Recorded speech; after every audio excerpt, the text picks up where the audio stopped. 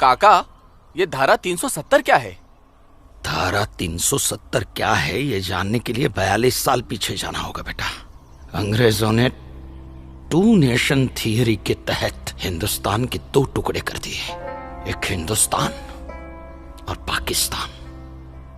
पाकिस्तान की बहुत इच्छा थी कि जम्मू कश्मीर का विलीनीकरण पाकिस्तान में हो जाए, और राजा हरि सिंह चाहते थे कि कश्मीर एक स्वतंत्र देश रहे।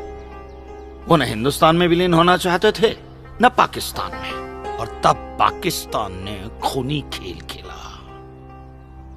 अक्टूबर 1947 में पठानी कबायलियों को जम्मू कश्मीर के खिलाफ उकसाया, कश्मीरी पंडितों का कत्लेआम करवाया। ऐसे हालात देखकर राजा हरि सिंह ने घबरा कर नेहरू जी से कहा, कृपा करके आप कश्मीर को बचा लीजिए। मैं ऐसे हालात में चाहता हूं कि कश्मीर का विलीनीकरण भारत में ही हो जाए, सेना भेजिए। लेकिन जब तक भारतीय सेना कश्मीर पहुंची बहुत देर हो चुकी थी। न जाने कितने कश्मीरी पंडितों का कत्लेआम हो चुका था। कश्मीर का 1/3 हिस्सा पठानी कबायलियों ने अपने कब्जे में कर लिया था।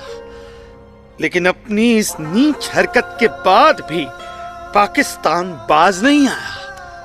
पठानी कबायलियों और भारतीय सेना के बीच युद्ध जारी रखा पाकिस्तान ने। संयुक्त राष्ट्र सुरक्षा परिषद के 3 सदस्य आयोग की रिपोर्ट पर 13 अगस्त 1948 को पठानी कबायलियों और भारतीय सेना के बीच युद्ध विराम घोषित हुआ, और यह तय किया गया कि कश्मीर समस्या का हल जनमत के आधार पर ही होगा। सितंबर 1951 में मताधिकार के बाद एक बार फिर जम्मू कश्मीर के भारत में विलय की पुष्टि की गई, मगर इसी दौरान शेख अब्दुल्ला ने अपने हाथों से धारा 370 का ड्राफ्ट तैयार किया और नेहरू जी को सौंपा।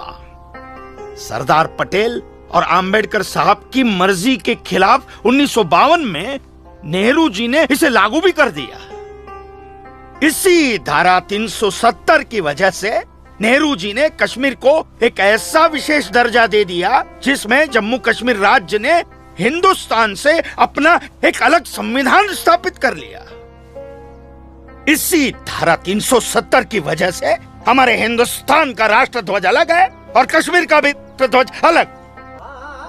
इसी धारा 370 की वजह से कश्मीर की कोई भी महिला यदि भारत के किसी भी अन्य राज्य के नागरिक के साथ शादी करती है तो उस महिला की नागरिकता समाप्त हो जाती है। लेकिन यदि वो महिला अगर किसी पाकिस्तानी नागरिक के साथ शादी करती है तो पाकिस्तानी नागरिक कश्मीर का नागरिक हो जाता है, हिंदुस्तान का नागरिक हो जाता है। इसी धारा 370 की वजह से भारत के किसी भी अन्य राज्य का नागरिक जम्मू कश्मीर में जमीन खरीद नहीं सकता, व्यापार नहीं कर सकता।